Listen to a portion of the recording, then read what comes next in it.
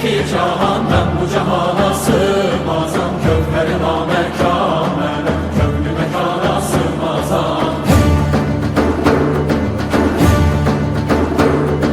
Zerre benim, güneş benim, çarine pencuşeş benim. Sureti görmeyan ilem, çünkü de yana sığmazam.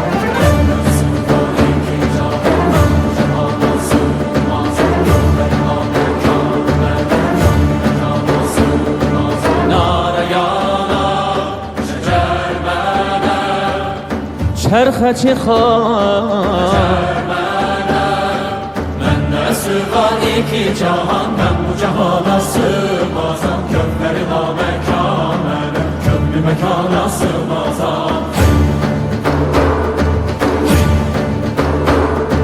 Zərrə mənəm, güneş mənəm, çarine pencuşeş mənəm. Sureti görməyan iləm, çünki bəyan sığmaz.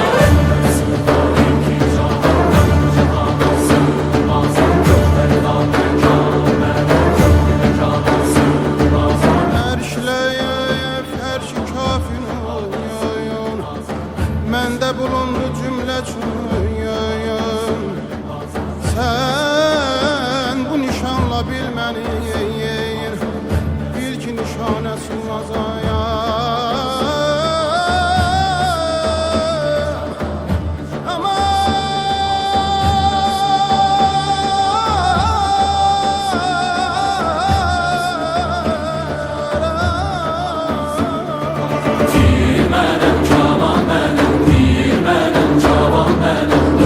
Caviran benim, ayne dana sığmazam. Gerçi bugün Nesimiyem, Haşimiyem, Nureşiyem. Tir benim, caman benim, pir benim, cavan benim. Dövleti caviran benim, gerçi bugün Nesimiyem, Haşimiyem, Nureşiyem. Mende uludur ayetim, ayet erşana sığmazam. Sığmazam, sığmazam.